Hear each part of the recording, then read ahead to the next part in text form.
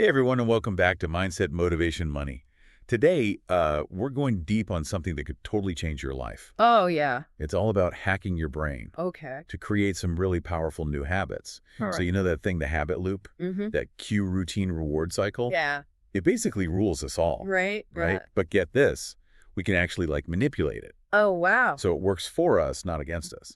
That's amazing. It's like moving from feeling like our habits control us Right. to being in charge of our own behavior. Totally. We can actually rewire our brains for success. Okay, so less autopilot and more like conscious control. I got it. Exactly. And to help us on this journey, we've got some really fascinating sources. Oh, cool. We've got audiobooks, research articles, personal stories, like the whole shebang. A lot of people talk about how important mindset is, Yeah. but the audiobook, How to Hack Your Brain for Success, really lays it out. It Mhm. gives a clear path from a fixed mindset to a growth mindset.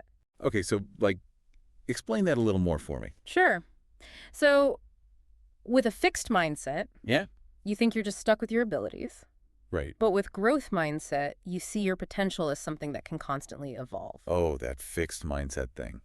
That's so real. It is. It's like when you tell yourself, I'm just not a math person, Yeah, and then you just give up. right. You're basically shutting down any chance of getting better. Exactly. Yeah. But what if you just added yet to the end of that sentence? Yeah, that's interesting. Like, I'm not a math person yet. Yeah, Suddenly, it feels way more hopeful. I like that. It's a small word, Right. but it really shifts your focus from limits to potential. Totally. Yeah. And that's where that growth mindset magic comes in, right? Right. You start to realize that you can always learn and improve. Yeah. It doesn't matter where you're starting from. So mindset is the foundation. Mm-hmm. I get it.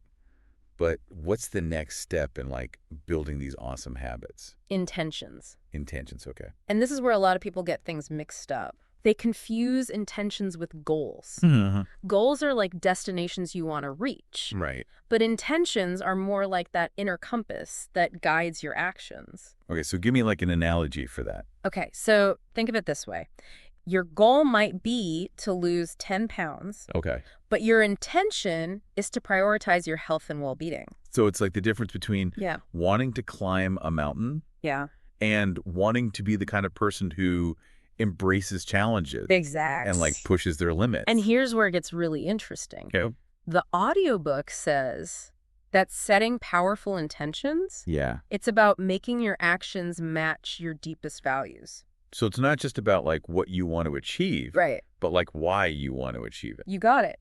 It's about connecting with the deeper meaning behind your goals. Okay. And when you do that, it gives you that extra motivation Uh-huh. and helps you stay on track. This reminds me of something I read in one of the research articles. Oh, yeah. About how people who connect their goals to their values are just more likely to succeed. It makes sense. Yeah. And they find it easier to stick with those habits because it's not just a task on the list. Right. It's part of who they are and what they believe in. That's a really important point. It shows how these sources all connect. Yeah. The audiobook, the Yeah. research, the stories, Yeah. they all help us understand how we can make our brains work for us. Okay, so we've got the right mindset. We've set those powerful intentions. But how do we stay focused and actually make it happen in a world that's constantly trying to distract us? Yeah, it's tough. My phone is basically designed to hijack my attention every 5 seconds. That's where mindfulness comes in. Okay, mindfulness. The audiobook really pushes it as a key skill for success these days. It's about training your brain to stay present, Okay. to reclaim your focus, Uh-huh. and to face challenges with a clear mind. Okay, so when I think mindfulness, I think meditation retreats and stuff. Yeah. Is that what we're talking about? It's related for sure. Okay. But mindfulness is way bigger than that. It's about being aware, Uh-huh. being present in the moment, Yeah. instead of getting lost in thoughts about the past or worrying about the future. Okay, so it's not just about sitting on a cushion and chanting Right. It's about being more present and engaged in everyday life. Exactly. And that's where the connection to habits becomes really clear. Okay. So So a lot of our habits, they come from unconscious patterns, right. but mindfulness helps us see those patterns and make better choices about how we react. Give me an example. Okay, so let's say you have a habit of snacking when you're stressed. Oh, yeah, I know that one. Right. So mindfulness would help you notice that urge. Yeah. Pause for a second, Okay. and then make a conscious choice about what you want to do. So instead of just grabbing the chips, wait, what's going on here? Yeah. Am I actually hungry?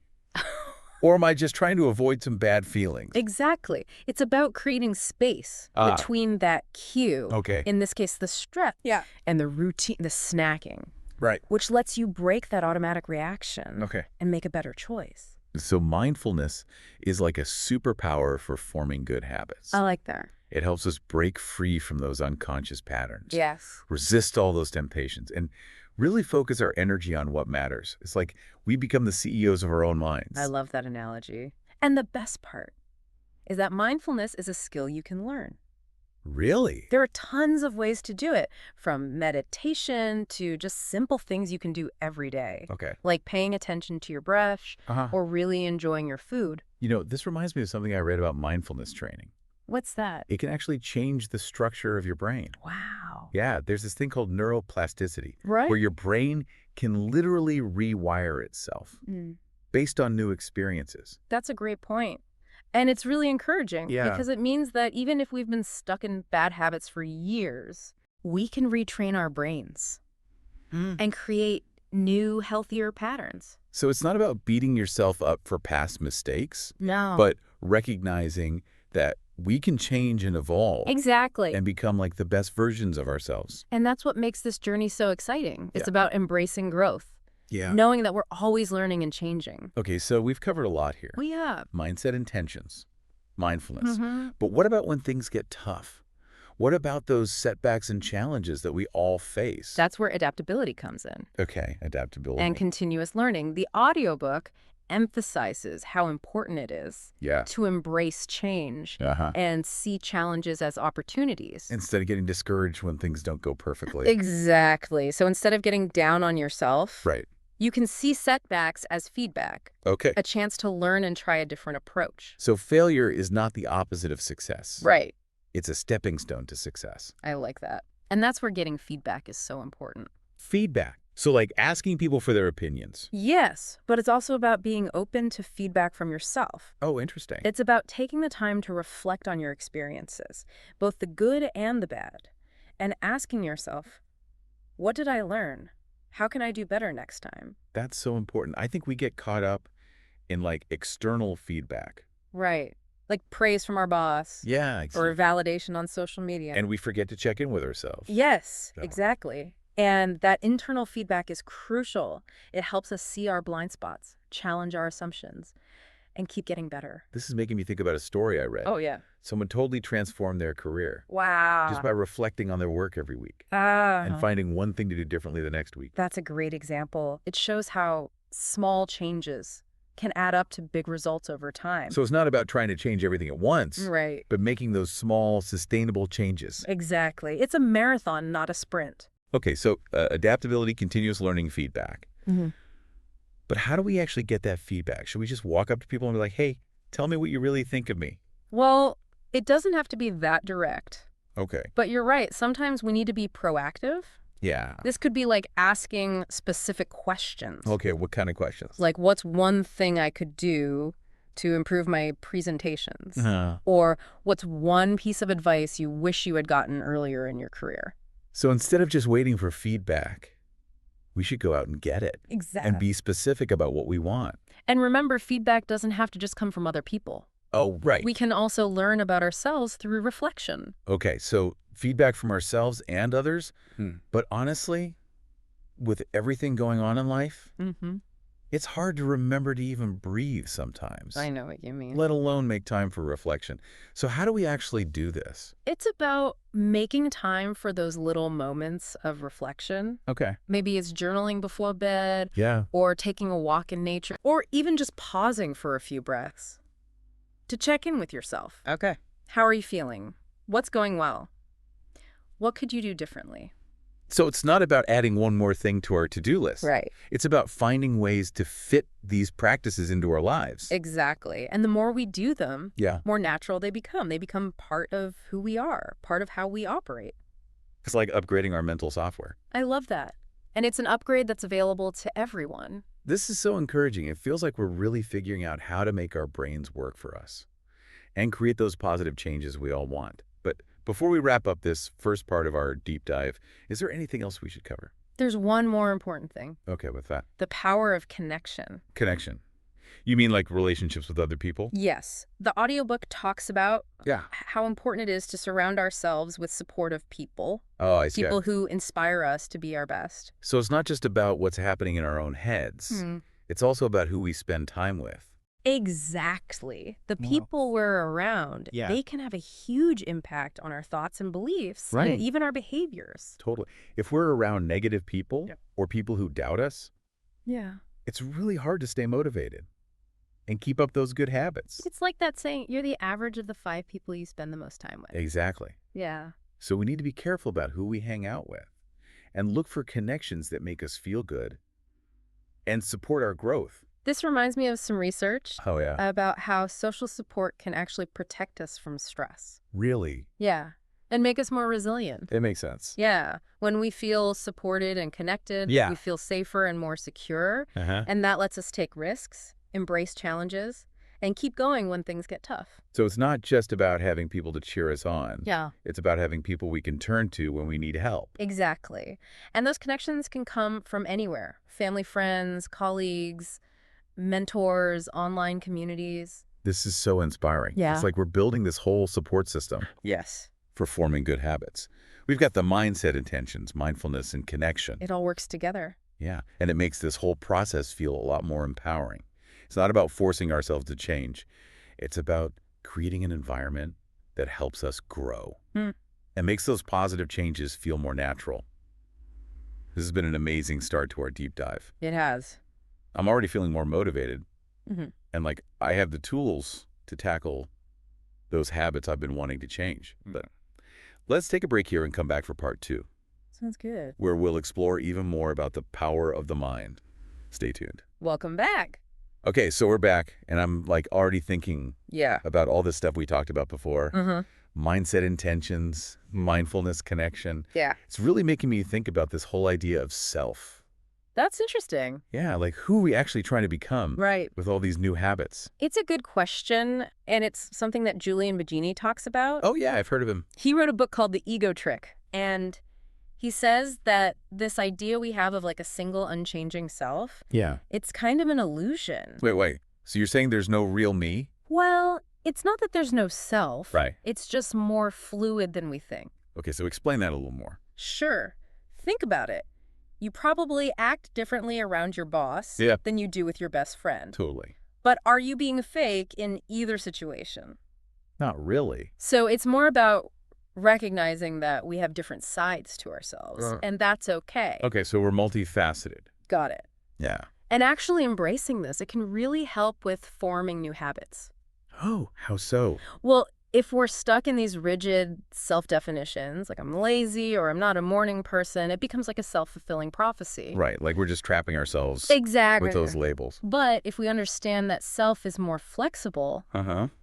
we can challenge those beliefs Uh, and create new possibilities. you know this whole ego trick thing? It makes me think about Veronica Tuguleva's work on the inner critic. Oh, yeah, she's amazing. Yeah. It's like we have all these different voices in our heads. Right. The cheerleader, the doubter, the perfectionist, Mm-hmm. and they're all part of us. And Tuguleva's approach is so interesting. She doesn't tell us to silence those voices, really? but to understand them. Oh, What man. needs are they trying to meet? Can we reframe them in a more helpful way? So instead of fighting that inner critic, we can try to work with it. Exactly. And this brings us back to self-awareness. Okay. The more we understand what's going on inside, Yeah. the more control we have over our habits. So it's like shining a light on the operating system of our brains. I like that. We can see the patterns, the triggers, the things that are driving our behavior, and then make better choices. That's a great way to put it. We're not just controlled by those programs anymore. Right. We can debug the system, rewrite the code. Okay, this is all feeling pretty powerful.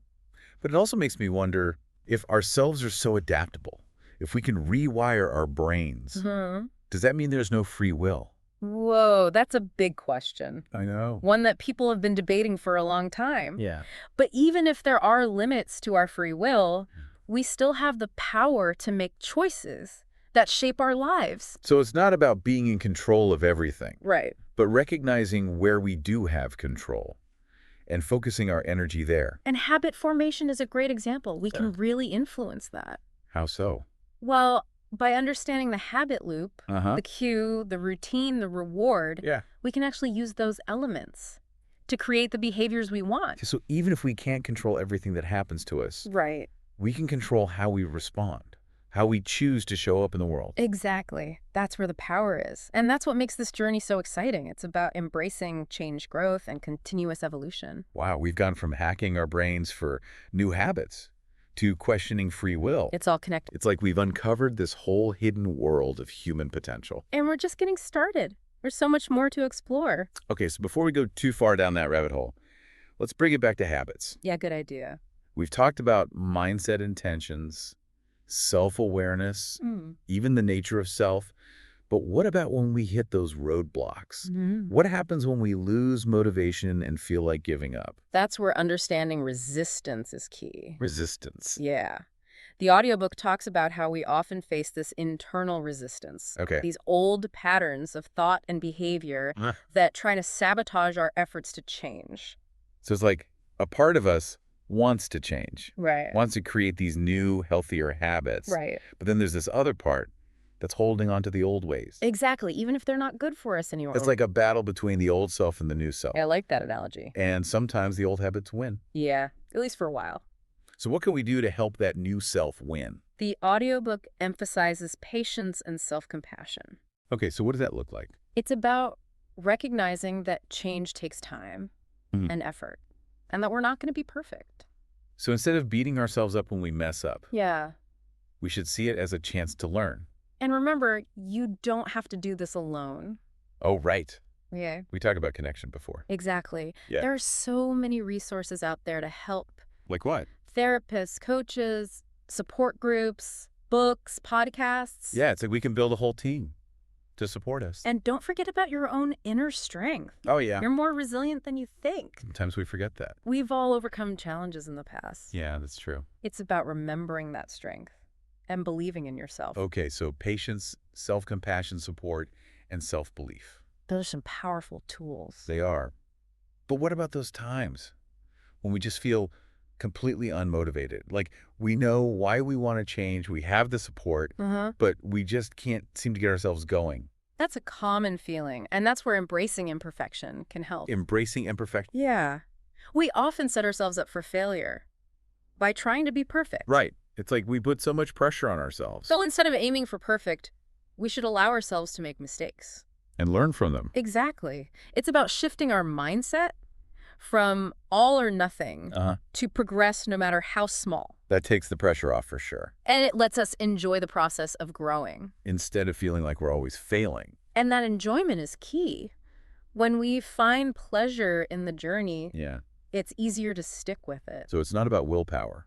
We're forcing ourselves to do things we hate. It's about finding ways to make those positive changes enjoyable. That's a great insight. And it connects back to mindfulness. Okay.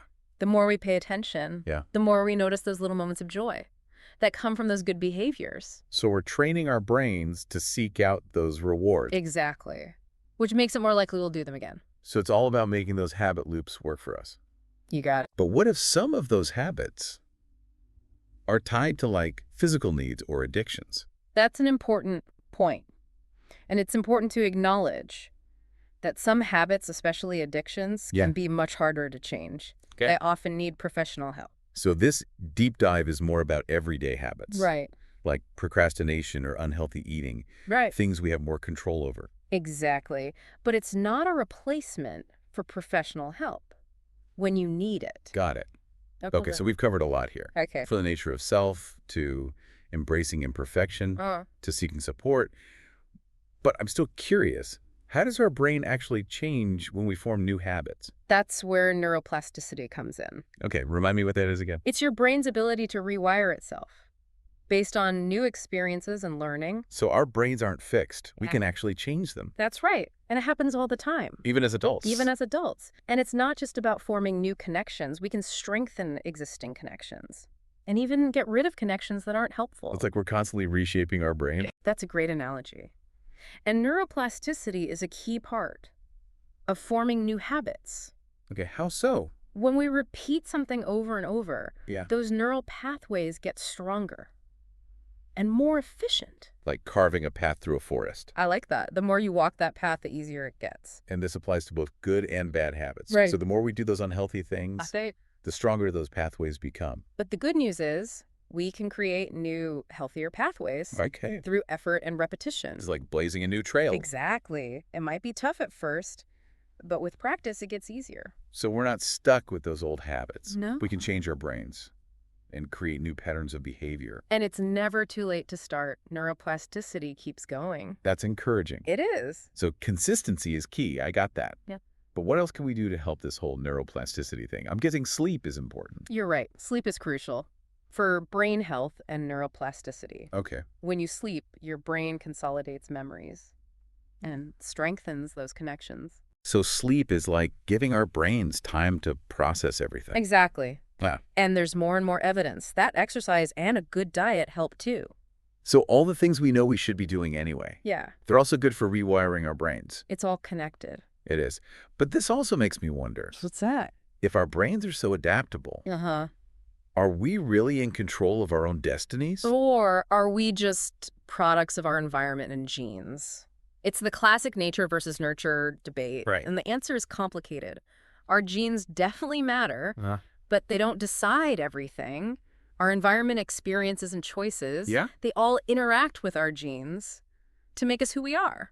So it's not one or the other. Right? It's both. It's like a dance I like that. between nature and nurture. And that dance is always changing. Right. We're not stuck in the past. Exactly. We have the power to make choices that shape our future. It's like we're both the dancers and the choreographers. Beautiful analogy. We have freedom within the limits of our biology and environment. And it's in that space of freedom that we can create the lives we want. Okay, so we have more control than we think, Yeah. but we also have to acknowledge the influence of our genes and environment. And that's where self-awareness is so important. The more we understand ourselves, Yeah. our strengths, weaknesses, tendencies, the better we can navigate that dance and make choices that align with our values and goals. This has been mind-blowing. It's been a journey. We've covered so much, We have. and it feels like we're just getting started. I agree. There's always more to learn. But I think we have a good foundation now for understanding habits and the power we have to shape our own lives. I'm feeling inspired and ready to put all this into practice. But before we wrap up, are there any specific techniques or strategies that you found helpful for creating new habits? Absolutely. One technique that's been really powerful for me is Yeah. called habit stacking. Habit stacking. What's that? It's basically attaching a new habit to an old one. Okay. So let's say you want to start meditating every morning, but you're not a morning person. Oh. And you always feel rushed. That's me. You could try stacking your meditation habit onto something you already do. Okay. Like brushing your teeth. So brush my teeth and then meditate. Exactly. It's like a chain reaction of good behaviors. I like that. Why does this work? Because you're using an existing neural pathway. Oh, Brushing your teeth is already a habit, so you're basically piggybacking on that to create a new pathway for meditation. that's so clever. It's Ah. like using an existing road to build a new one. Exactly. And you can use it for all kinds of habits. Give me another example. Want to drink more water? Uh-huh. Stack it on to making your morning coffee. Okay. Want to exercise more? Stack it on to coming home from work. This is amazing. It's so simple. That's what I love about it. Sometimes the best strategies are the simplest ones. So habit stacking, got it. Any other tips? One more thing that's been really helpful for me Okay. is focusing on creating a supportive environment. Supportive environment. Yeah. What do you mean? It's about making it easy to do the good things Okay. and hard to do the bad things. So it's not all about willpower. Right. It's about setting ourselves up for success. Exactly. For example, if you're trying to eat healthier, Yeah. get rid of all junk food Okay. and fill your fridge with healthy stuff. If you want to exercise more, lay out your workout clothes the night before, or join a gym that's close by. So it's about removing temptation Yeah, and making those good choices easier. exactly. Like we're designing our environment to help us. I like that. Yeah. We have more control over our environment than we often realize. This has been such a mind-opening conversation. It I'm has. feeling so much more equipped to tackle these habits. But let's take a break here Okay. and come back for the final part of our deep dive, where we'll explore even more advanced strategies Sounds good. for hacking our brains and unlocking our full potential. See you soon. Ah. All right, we're back for for the final part of our deep dive. And I gotta say, I'm feeling pretty pumped. Yeah, with all these insights, it's like we've got this hidden superpower inside us. I love that. And the best part is, we're just scratching the surface. Okay, so before we get lost in all the possibilities, let's bring it back to habits. Sounds good. We've talked about mindset intentions, self-awareness, neuroplasticity, habit stacking, creating that supportive environment. But what about when we hit that wall? Like we're doing everything right, but we're not seeing the results. Sometimes it's something we overlook. What's that? The power of visualization. Visualization. Okay, so like picturing ourselves succeeding. It's more than just positive thinking. It's about creating this vivid picture in your mind Okay. of yourself doing the thing you want to do, feeling the emotions that come with it, and experiencing the good stuff that happens as a result. So it's like making a movie in our minds of us living the dream. Exactly. And this works because our brains, Yeah. they have a hard time telling the difference between imagined experiences and real ones. Really? Yeah, so when you visualize something really clearly, your brain actually reacts like you're really doing it. So you're saying just by imagining it, we can start rewiring our brains. Exactly. And there's tons of research on this. Athletes use it, musicians use it, people recovering from injuries use it. So visualization is like practice for success. I like that. The more you rehearse those good behaviors in your mind, the more likely you are to actually do them. Okay, so how do we actually do this? Do we just close our eyes and picture ourselves being awesome? You can, but there are some techniques that make it even more effective. Like what? One is to use all your senses. Okay. Don't just see yourself doing it, Yeah. but also feel the sensations, hear the sounds, even smell the smells. So if I'm picturing myself going for a run, Yeah. I might imagine the cool air on my skin, the sound of my feet hitting the pavement, Yeah. the smell of fresh grass. That's exactly. The more vivid it is, the more it impacts your brain. Okay, that makes sense. Yep. Any other tips? Another one is to visualize the process, not just the outcome. It's easy to focus on the end result, Right. like finishing a marathon or getting an award. Yeah. But it's important to visualize the steps along the way. So instead of just picturing myself on that podium, Mm-hmm.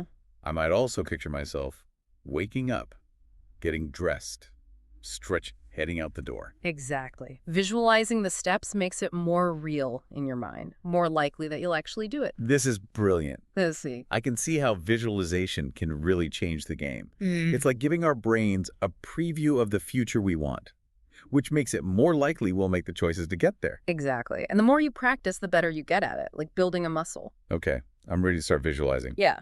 But before we wrap up, is there anything else we should know about? Yeah. Any other secret weapons?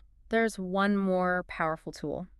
Okay, what is it? Affirmations. Affirmations. I always thought those were kind of cheesy. Yeah, they can be, but they can also be incredibly effective if you use them right. Okay, so what's the right way? The key is to choose affirmations that are positive, specific, and believable. So instead of saying, I'm going to be rich and successful, Yeah. I might say, I'm attracting abundance and opportunities into my life. Exactly. Frame it in a way that feels true and empowering. And don't just repeat them mindlessly. Okay. Feel the emotions, embody them in your body, act in line with those beliefs. So it's not just about changing our thoughts. Right. It's about changing our feelings and actions too. It's about creating a total shift, aligning everything with the life we want. This is amazing. It's like we're not just hacking our brains, we're hacking our whole lives. And that's what makes it so exciting. We have the power to create the life we want. One thought, one feeling, one action at a time. This deep dive has been a total game changer. I'm glad to hear that. We've covered so much. We have, from the habit loop to self-awareness to neuroplasticity to visualization and affirmations. I'm feeling so equipped now, not just to create new habits, but to design my life. And that's what it's all about, empowering ourselves to create our own destinies. Thank you so much for sharing all this with us. It's been my pleasure. And to everyone listening, thanks for joining us on this deep dive. I hope you've got some great tools now to help you create the life you want. Until next time, keep those mindsets motivated. And remember, you have the power to achieve anything you set your mind to for